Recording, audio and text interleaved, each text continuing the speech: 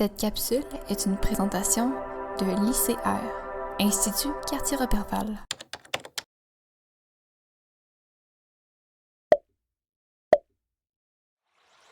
La fouille archéologique sur le site Cartier-Roberval, même si elle n'est pas terminée, a ouvert la porte à de toutes nouvelles informations qui sont des trésors pour documenter l'histoire d'un groupe colonial français précurseur sur le territoire nord-américain en 1541. Parmi les découvertes, il y a une grande quantité d'aiguilles d'épinette blanches préservées avec des traces de calcination et localisées dans un seul secteur du site.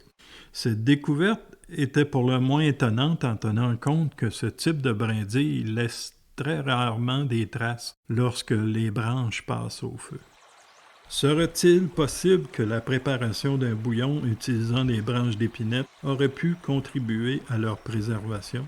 Si c'était le cas, leur usage fait ressurgir la question de l'anéda. Est-ce que la découverte serait le vestige résiduel de cet arbre de vie? Le remède contre le scorbut est fourni à Cartier par des gens de Stadacone. Cette découverte de l'anéda fut salutaire lors de l'hivernement de 1535 sur la rivière Saint-Charles. La transmission de ce savoir se fit ainsi. Lesquels en apportèrent 9 ou 10 rameaux et nous montrèrent comme il fallait peler l'écorce et les feuilles du dit bois et mettre tout à bouillir en eau, puis en boire de 2 jours l'un, et mettre le marque sur les jambes enflées et malades, et que de toute maladie le dit arbre guérissait. Ils appellent le dit arbre en leur langage anéda. Tout incontinent qu'ils en burent, ils eurent l'avantage qui se trouva être un vrai et évident miracle, car de toute la maladie de quoi ils étaient entachés, après en avoir bu 2 ou 3 fois, recouvrèrent la santé et guérison. Plusieurs chercheurs se sont penchés sur la question de l'anéda au cours des années et plusieurs hypothèses ont été émises. Au vu des découvertes sur le site, celle de l'épinette semble crédible. Lors de l'établissement au Cap-Rouge, la présence de l'anéda est attestée sur le site par Cartier. À première vue, selon les textes, le remède iroquoien ne semble pas être transmis à Roberval en 1542, ce que laisse croire la mort de quelques dizaines de personnages durant l'hiver 1543. Durant la même période, il faut remarquer que les gens de Stadacone souffrent également d'une maladie non décrite dans les textes. Nos découvertes sur le site remettent-elles en question cette partie du récit concernant l'anéda? La recette aurait-elle été transmise? Quoi qu'il en soit, la piste de l'épinette blanche semble bonne et trouve des liens traçables dans l'histoire avec la préparation de la bière d'épinette, qui semble avoir des qualités reconnues pour la santé par nos ancêtres. La croyance voulait que les bulles de ce tonique guérissent le scorbut. Tout comme la question de l'anéda, la bière d'épinette serait issue des traditions amérindiennes. Cette bière allait poursuivre son développement dans une pratique coloniale dès le 17e siècle. Louis Hébert en aurait fait une production à Québec vers 1617. C'est d'ailleurs ce type de bière d'épinette qui a sauvegardé l'équipage du capitaine Cook en Nouvelle-Zélande en 1773. Un apport en vitamine C dont la recette ajoutait parfois du houblon et du malt en laissant fermenter.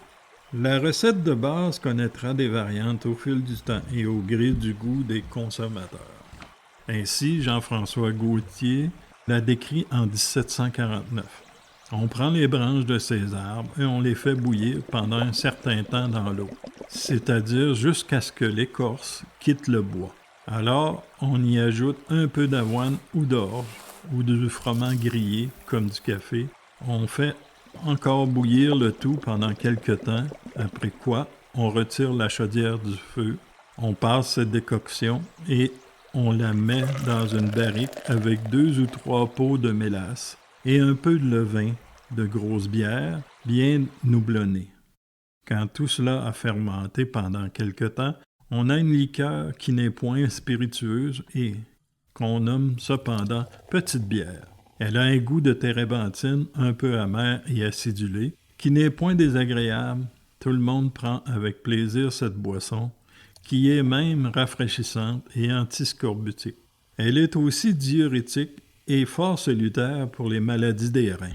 Pour en conclure avec les propriétés curatives de l'épinette blanche, une recette a donné lieu à un brevet à la fin du 18e siècle. C'est ainsi qu'un procédé pour l'essence d'épinette a été breveté en Angleterre par Henry Taylor. L'affaire de Taylor était située sur un quai en basse ville de Québec et son produit permettait de suppléer au manque de vitamines en mélangeant le concentré avec de l'eau. Ce produit a connu un franc succès auprès des marins qui devaient mélanger cette essence avec de l'eau pour obtenir une boisson tonique salutaire lors des longs périples en mer.